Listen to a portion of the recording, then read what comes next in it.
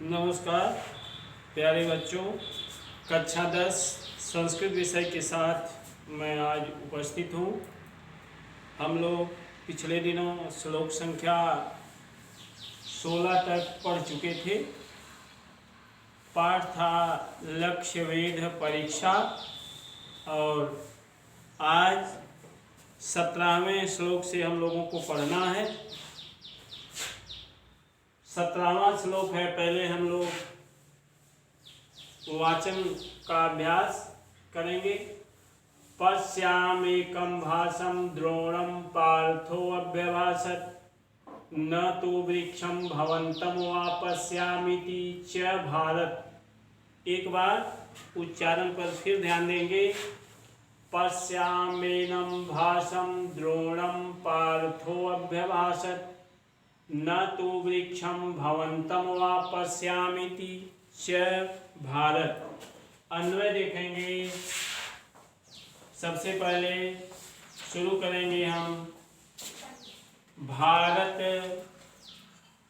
पार्थो अभ्यभाषत एकं भाषं पार्थो द्रोणम् अभ्यभाषत एकं भाषं पश्यामि वृक्षं भवन्तं तु वा न पश्यामि इति। काठिन्य निवारण की तरफ ध्यान देंगे। अभ्यभाषत बोले, भारत भरतवंशियों में श्रेष्ठ, भवन्तं आपको, पश्यामि देख रहा हूँ।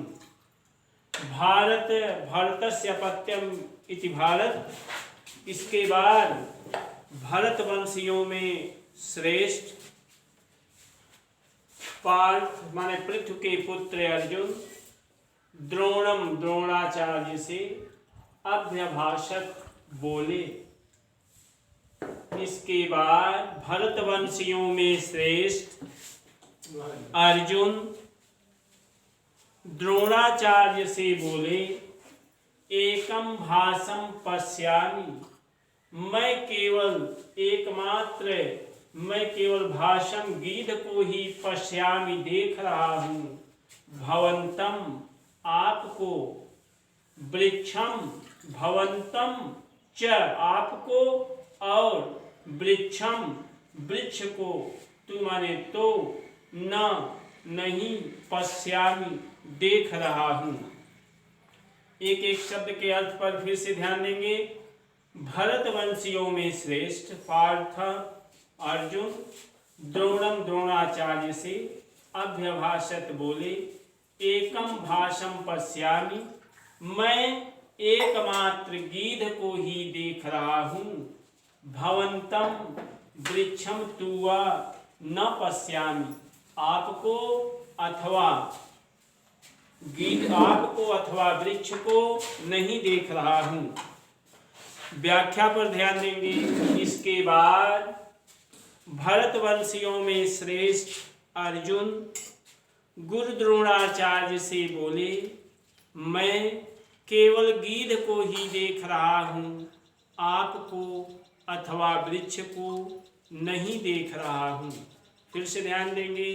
भरतवंशियों में श्रेष्ठ अर्जुन गुरु द्रोणाचार्य से बोले, अपने से जोड़ भी सकते हैं गुरुजी, मैं एकमात्र गीध को ही देख रहा हूँ, आपको अथवा वृक्ष को नहीं देख रहा हूँ। भरतवंशियों में श्रेष्ठ अर्जुन गुरु द्रोणाचार्य से बोले, गुरुजी, मैं एकमात्र गीध को ही देख रहा हूँ, या कह सकते हैं मैं केवल गीध को ही देख रहा हूँ, आपको अथवा वृक्ष को नहीं देख रहा हूँ। यहाँ पर देखेंगे पश्यामेनम, पश्यामि धन एनम, ई का या हो गया यण संधि। पार्थो व्यभाषत पूर्व रूप संधि। पश्यामीति, पश्यामि धन इति दीर्घ संधि।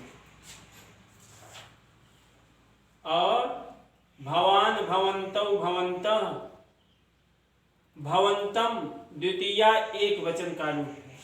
इसके बाद श्लोक संख्या 18, ततः प्रीतमना द्रोणो मुहूर्तादिव तम पुनः प्रत्यभाषत दुर्धर्षा पांडवानां महारथम। एक बार फिर उच्चारण की पर ध्यान देंगे। ततः प्रीतमना द्रोणो मुहूर्तादिव तम पुनः प्रत्यभाषत दुर्धर्षा पांडवानां महारथा। काठिन्य निवारण की तरफ ध्यान देंगे। दुर्धर्षा कठिनाई से बस में होने वाले, अर्थात गुरु द्रोणाचार्य सरलता से किसी से प्रसन्न होने वाले नहीं थे। दुर्धर्षा कठिनाई से बस में होने वाले। महारथम महारथी कहा जाता था जो वीर, ऐसा वीर जो 10,000 योद्धाओं से अकेले युद्ध करने की क्षमता रखता था, उसे महारथी कहा जाता था। पांडवों में अर्जुन महारथी थे।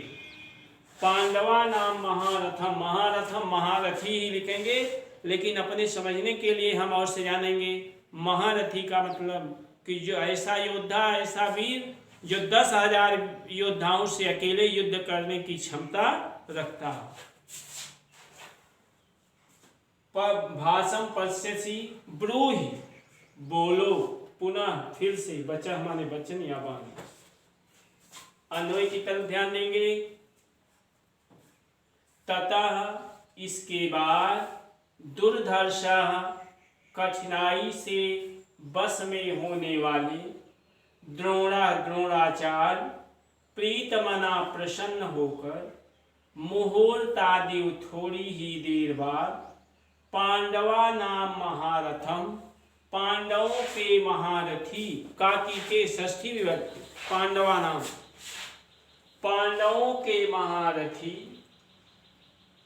अर्जुन से बोले, प्रत्यभाषित बोले। फिर से देखेंगे।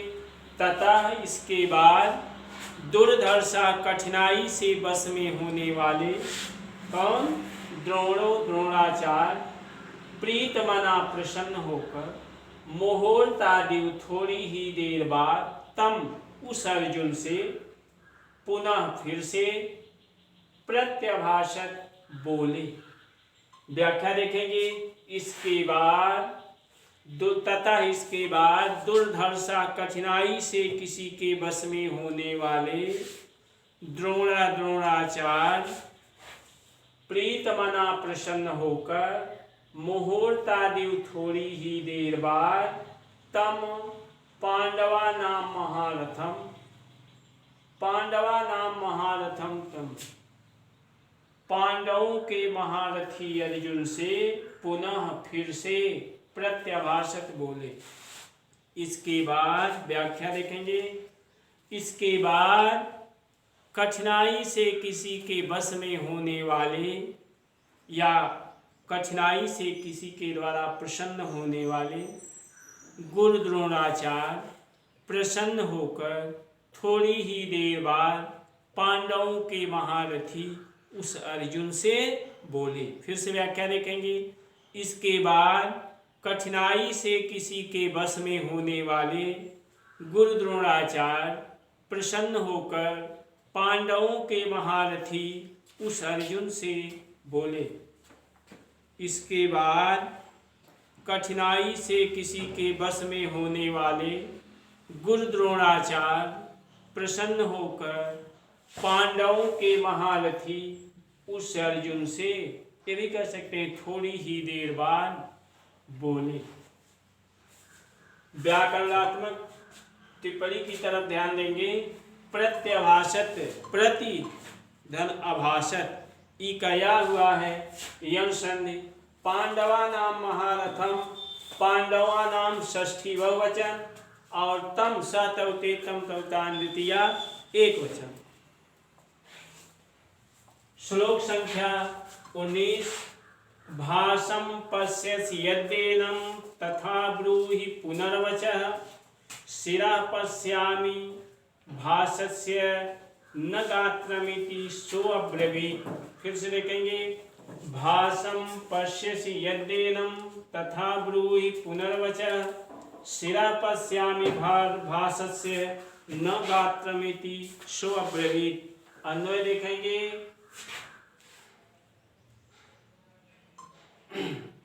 यदि एनं भासं पश्यसि तथा पुनः वचः ब्रूहि। सः सो का वही पूर्व रूप है, तो सः अब्रवीत, सः अब्रवीत भासस्य शिरः पश्यामि गात्रम न इति। एक एक शब्द के अर्थ पर ध्यान देंगे। शुरू करेंगे। सबसे पहले यद्देनम, यदि एनम, यदि अगर या यदि एनम इस भाषम गीध को पश्यसि देख रहे हो, तथा का अर्थ यहाँ लगाएंगे तो, पुनः बचा ब्रूहि तो फिर से, बचा माने बाणी, ब्रूहि कहो तो बाणी का बहुत यहाँ सटीक अर्थ नहीं, तो पुनः बचा ब्रूहि तो फिर से बोलो। सो अब्रवीत, सह अब्रवीत, सह माने अर्जुन, अब्रवीत बोले, भासस्य शिरः पश्यामि गात्रम न इति। मैं भासस्य गीध का शिरः सिर पश्यामि देख रहा हूँ, गात्रम शरीर, न नहीं इति ऐसा। व्याख्या देखेंगे। गुरु द्रोणाचार्य अर्जुन से बोले, यद्देनम भासम पश्यसि, यदि इस गीध को देख रहे हो।